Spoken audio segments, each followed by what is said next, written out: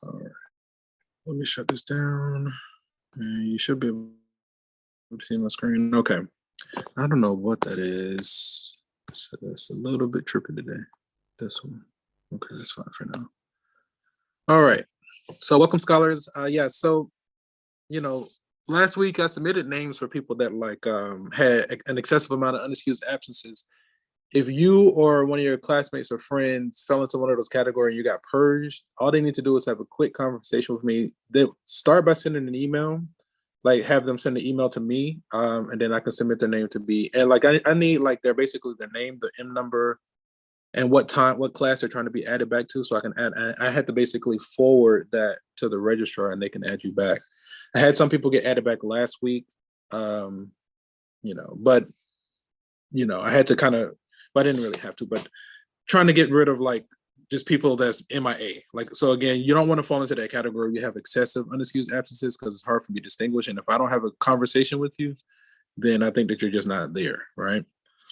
So anyway, I know I'm preaching to the choir because if you're on the call, you already know about that. So let me see. We're rapidly approaching, we're in the home stretch, right? So we've had 3 exams.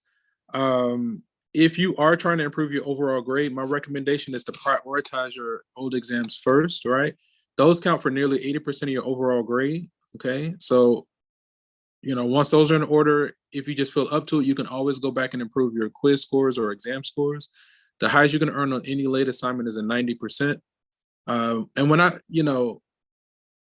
for this class, when I say it's remote asynchronous, but again, I know every time I say, hey, but be sure to get your attendance credit because I'll go through.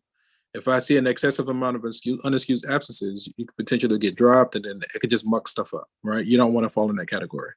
But I'm not a fan of just knocking somebody out just for attendance, right? So you just don't want to have to deal with that hassle of the unexcused absences, the excessive amounts. But if you do want to stay, I don't let that be a factor, the main factor why somebody doesn't finish, right? So let me see if I can pull up a quick calendar. Is that not there anymore? Okay. Yeah, so if this is week 13, because we had our exam all last week, so that's what we were doing this week. I want to say we have 2 weeks of new material remaining. Yeah, that brings it. I'm looking at the calendar. So we have today we're going to be working on section 3.1 exponential functions, and then next week I think it's further topics in algebra where we do solving a system of equations, and then the week after that it's Thanksgiving. So we'll meet on that Monday. We'll meet on that Monday and cancel. And then that Wednesday on the 23rd, we're not going to meet that day because the next day is Thanksgiving. And then I think we come back for the reading period. So we meet on the 28th and the 30th. Those are the last 2 days of November. That Thursday and Friday is usually the reading period. And then final exam is that first week of December, which is December 5th through the 9th. I mean, in the blink of an eye, it's going to be over. So like I said, we have material for this week. We have material for next week. Then we'll start the review on that Monday before Thanksgiving. Again, the main thing, at this stage, the simple thing is just make sure to get your attendance credit. Get your attendance credit and get your assignment submitted, and then you're pretty much just going to be waiting for the final, okay? So, I think I've said the pertinent information. So let's take some time today and let's get through as much of chapter 3 with section 3.1 exponential functions as we can. So this is what the focus will be for today. And we have a few objectives here. So first, we like to define what do we mean by an exponential function. 2, we like to graph exponential functions. 3, develop formulas for simple and compound interest. 4, understand the number e.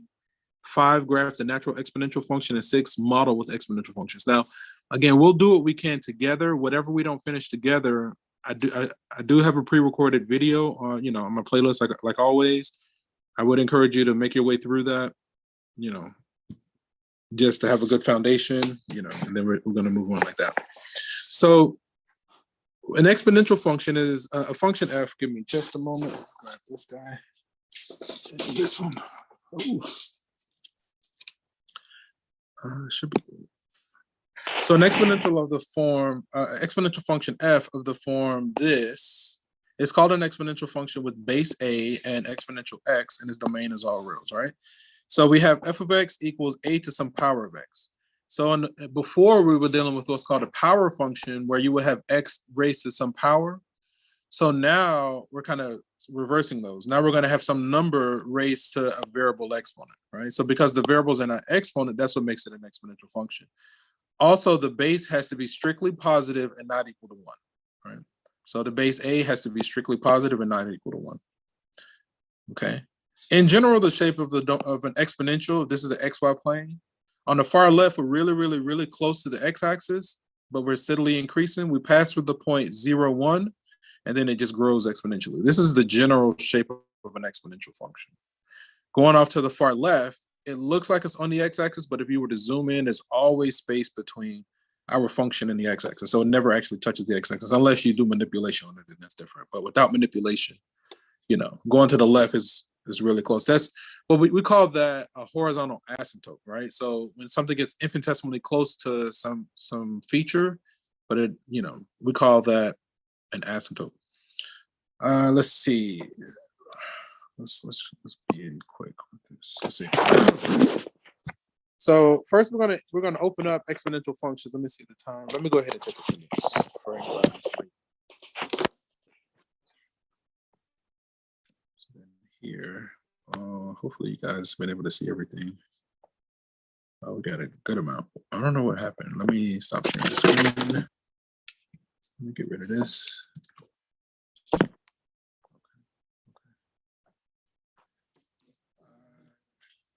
Let me tell this student one more time.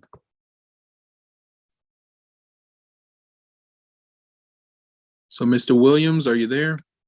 Mr. Williams, going once. Mr. Williams, hello, hello.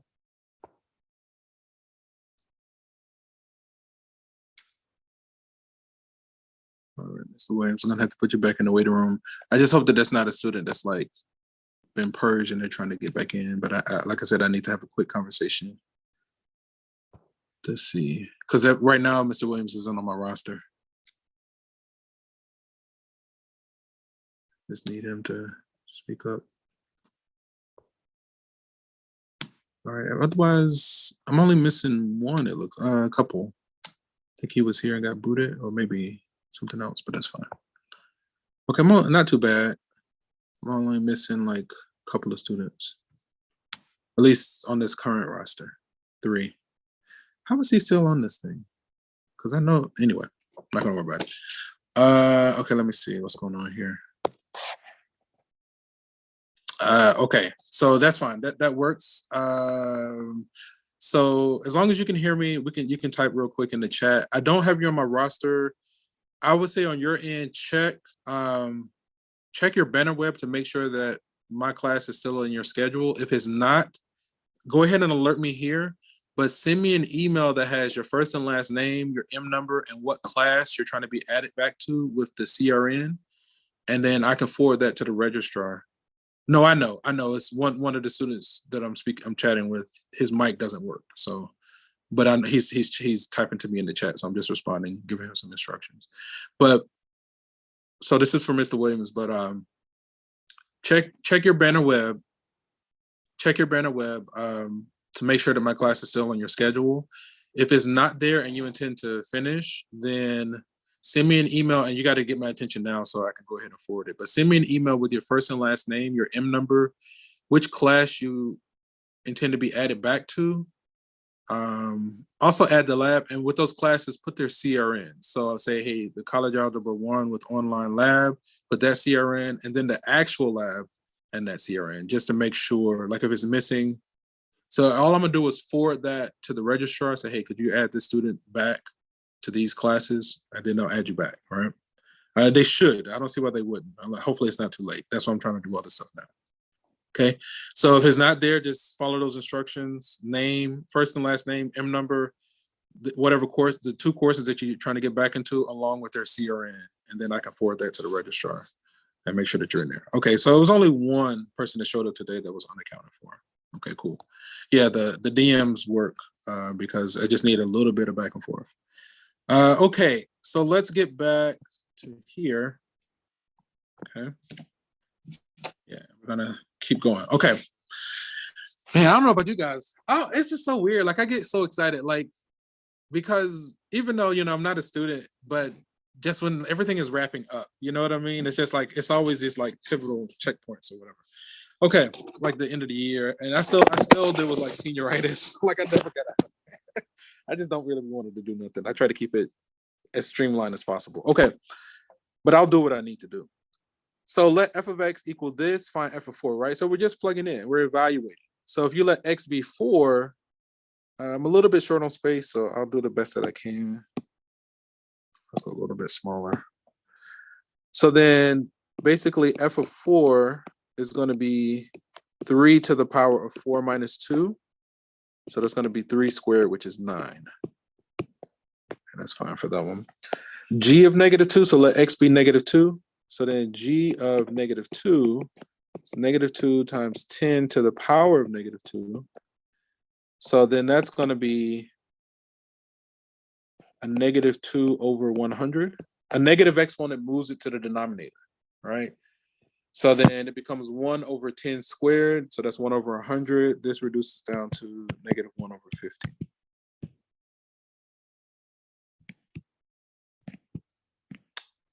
Okay, that's fine for now.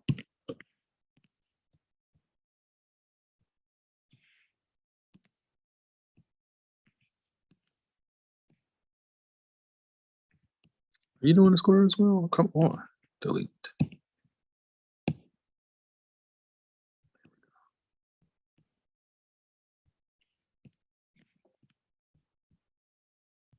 All right, let's copy. Cool. Okay.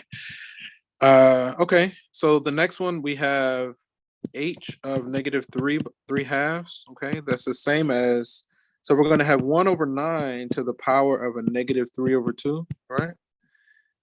So a negative exponent causes the fraction to flip. All right, so this becomes 9 to the power of 3 halves. So then 9 to the power of 3 halves, a fraction in your exponent is really a radical, right? So what I mean by that, like the denominator is the index of the radical. So if you have a 2 in your denominator and in the exponent, that's really square root, right? So 9 to the power of 3 halves, another way you can look at that, you can do the square root of 9 to the power of 3. So that's 27. Okay.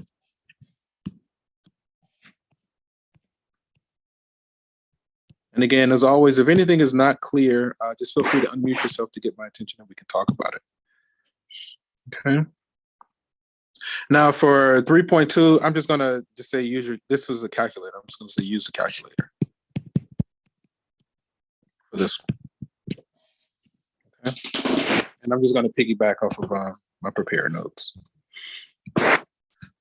Okay, so yeah, this is all the same, right? I think we're good to go.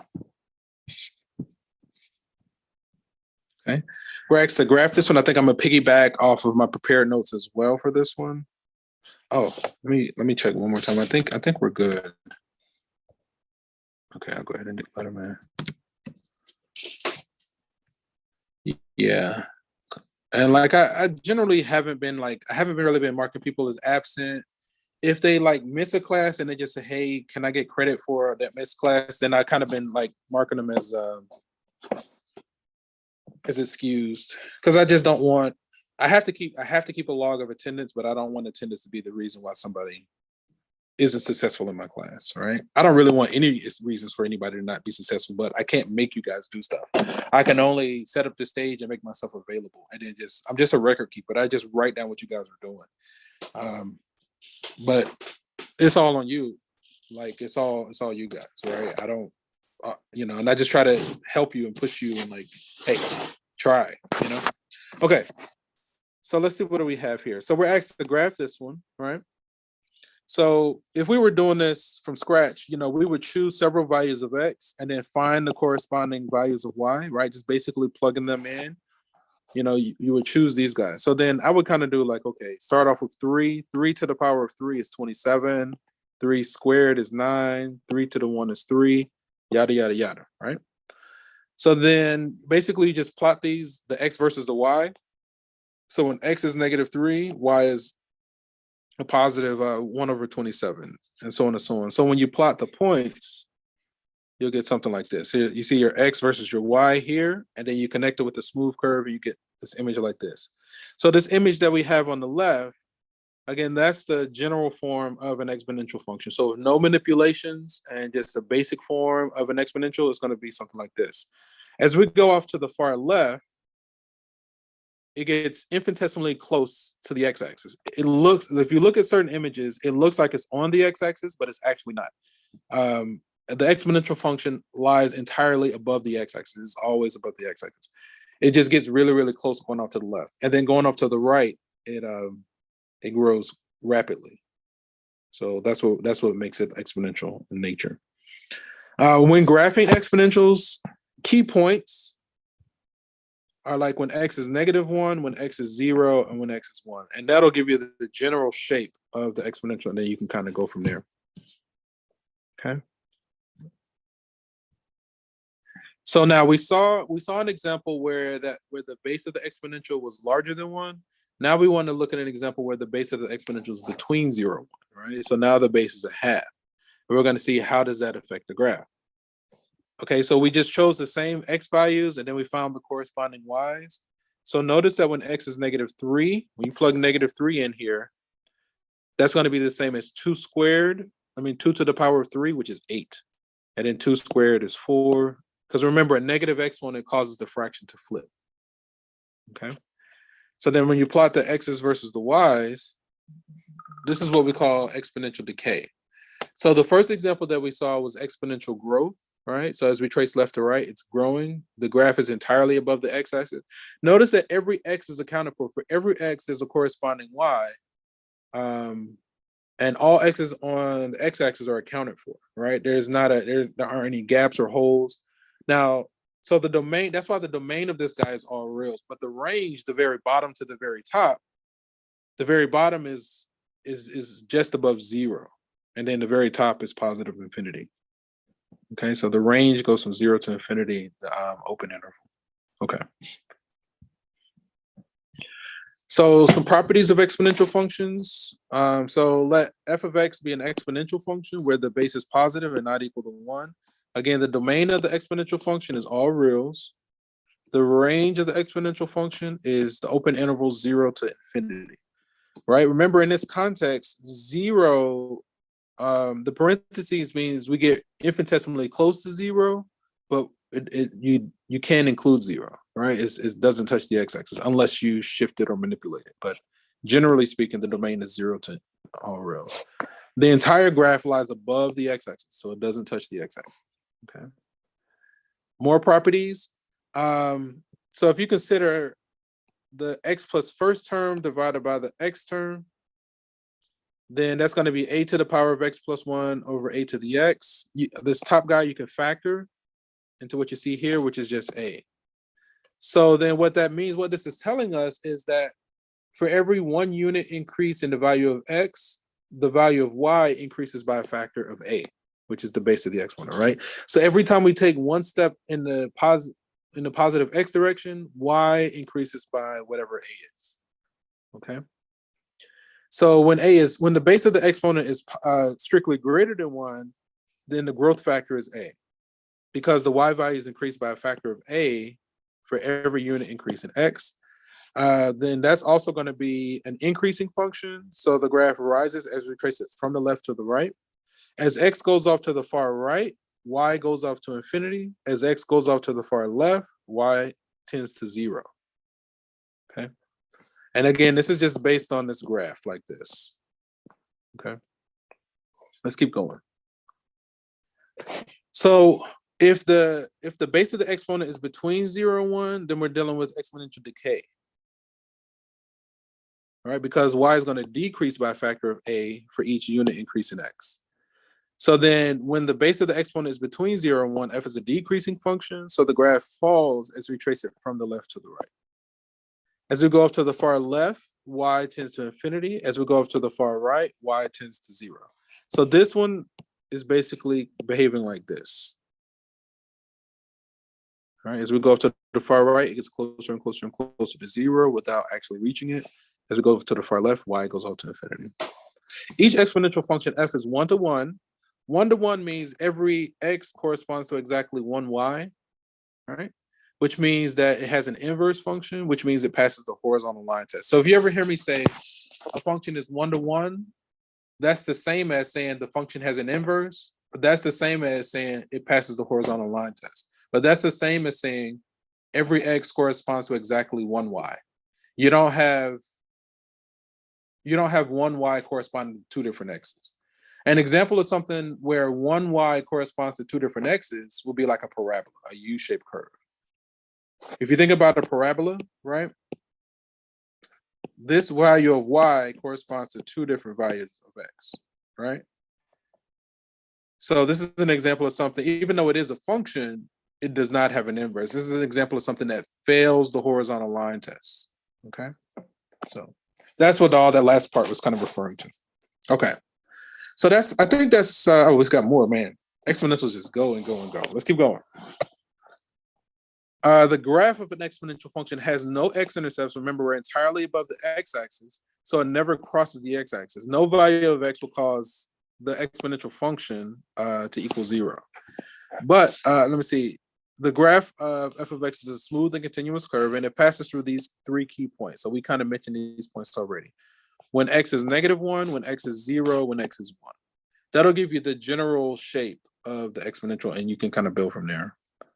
From 4-3 and 5-3, we conclude that the x-axis is a horizontal asymptote for every exponential function of this form, right? So again, the asymptote, that means in the long-term behavior, we get really, really close to that thing, but in this context, we're not going to cross it. The graph of y equals a to the negative x is the reflection. So that negative is inside our basic function, so that means we're going to do a horizontal flip if we think about transformations. So that's where you get the exponential decay like we saw. Exponential decay taking on a form kind of like this. Okay. All right, this is good. Is that it? All right. We finally got to the end of that. All right. I kind of want to work some examples, but we need to lay these foundations. And again, if anything is not clear, feel free to unmute yourself to get my attention and we can talk about it. Matter of fact, let me just go ahead and check on you guys in Zoom. Okay, let me stop sharing. Let me see. That's fine. Got them. Let me check the chat. Okay.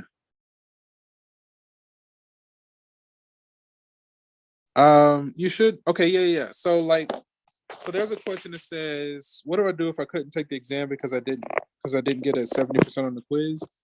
I mean, everything is still available, right? So you can always go back, get the 70% on the quizzes, and then take the exam. And that just means the highest you can earn is a 90, right?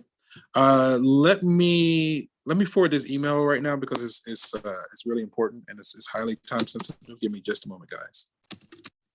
Right with you. I just want to open this up and forward it. Cool, that's fine. Okay, let's see. That looks good. I got your M number. You didn't do the CRN and the other stuff, but that's fine. Let me forward. Let's see. Records. Like this, please.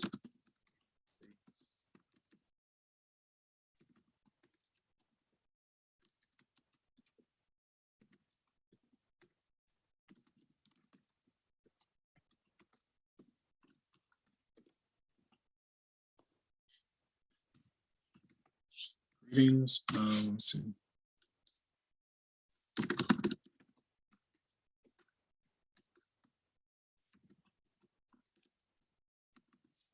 Let's see. This is for.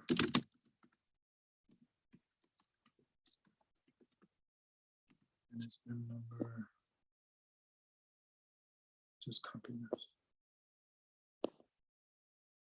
Copy. That's fine.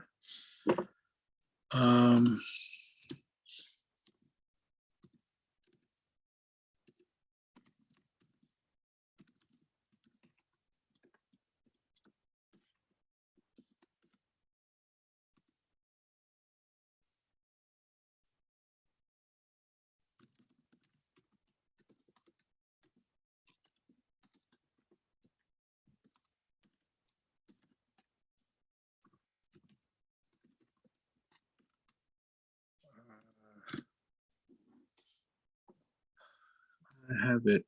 Where is it? Is this it?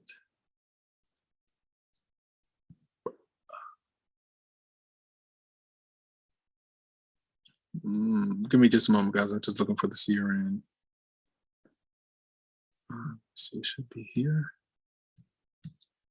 Not there. This one. This one. More quick. Okay. Okay, there it is.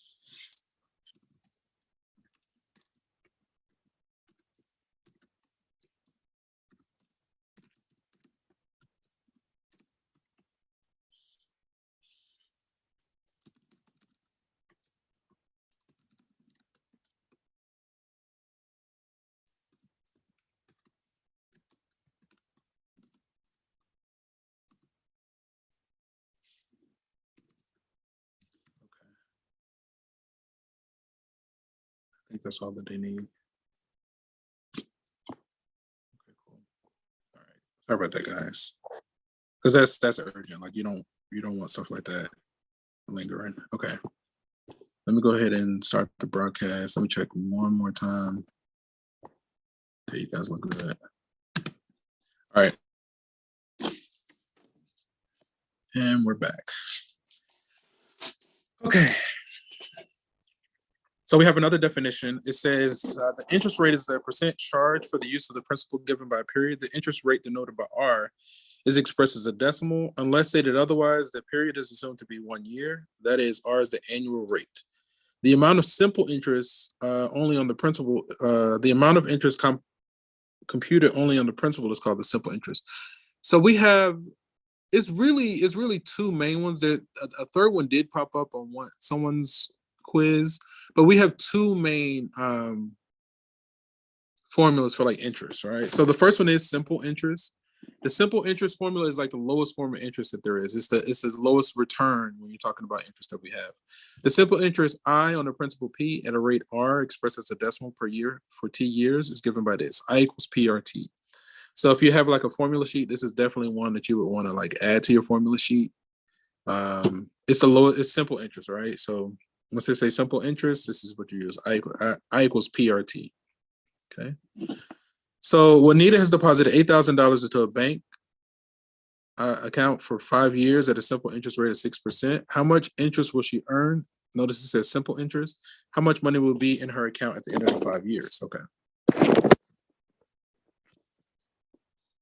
Like this. Okay. Let's go like this. So it's a good idea to identify your formula. So it says simple interest, so that's going to be I equals PRT. Okay. Let's thicken this up just a little bit. So then for part A, how much interest? So the interest earned is going to be the principal. The principal is 8,000. The rate, 6%. You have to convert it to a decimal. Let's do this off to the side. So then the rate being 6%. Now the percent symbol, you can look at that as per 100. Right? So when you see that symbol, you can just replace it with 1 over 100 and then simplify. So 6 divided by 100 is going to be 0.06. Okay. And then the time, 5 years. So then 5. Hey Siri, what's 8,000 times 0.06 times 5? 8,000 times 0.06 times 5 is 2,400.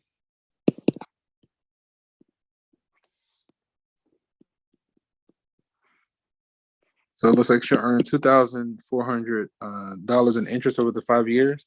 How much money will be in her account at the end of the 5 years? So then for part B, you just add them. The 2,000 plus the 8,000 to give us the 10,400.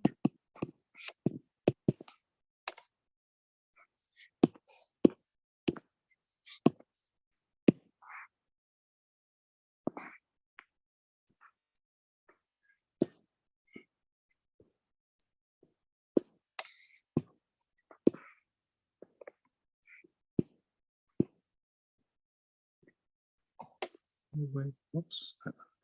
I gotta learn my gestures. Let's just paste.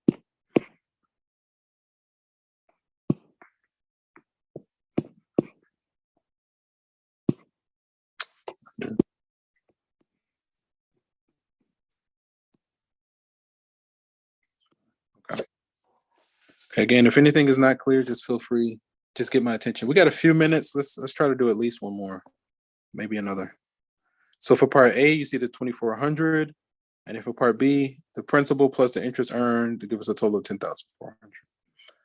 So we saw an example where we went through simple interest. So then the next form, and the one that we use most often, is going to be this compound interest formula. This is the interest paid on both the principal and the accrued or the previously earned interest, right? So the interest that is compounded annually is paid once a year. For the compound, for interest compounded annually, the amount A is given after this. Now, this is not the full compound interest formula. I'm going to leave this one as an exercise. So I'm going to say exercise.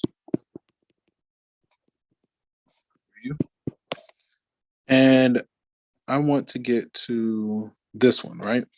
So this is the way that we typically use it. This is let's take a moment to talk about this. This is the compound interest formula, right? So this is the amount after T years. This is a principal, the starting amount. R is the annual interest rate, so the interest earned. N is the number of compoundings per year, and T is the number of years. So you can apply the interest once per year, so that your N would be 1. You can apply it twice, it would be semi-annually. 4 times would be quarterly, 12 times would be monthly, 365 times would be daily. Then you can go take it to another level, and you can do continuous compound interest, right? Okay. So I think I'm gonna leave this as an exercise too, because we're essentially out of time. But basically, you're gonna find the different components, and all that you would need. First, I'm gonna say exercise for you. And the main thing that you need, you're using the compound interest formula that you saw in the previous slide, but you need to identify these different N's. So if it's annually, that means our N is 1. If it's semi-annually, that means our N is 2. Quarterly, that means our N is 4. Monthly, that means our N is 12. And daily, that means our N is 365. So that's how many times within a year the interest is applied. And you should notice something with your results, okay? Are there any burning questions before we part ways for the day? Any burning questions? So I think we were able to at least salvage like one student that was booted.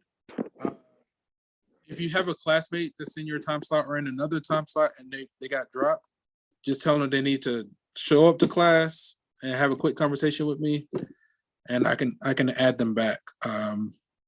Because that's time sensitive. I know that's money, right? If there aren't any burning questions, we're going to end the session here. And from one beautiful mind to another, enjoy the rest of your day, guys. Okay, take care. Peace.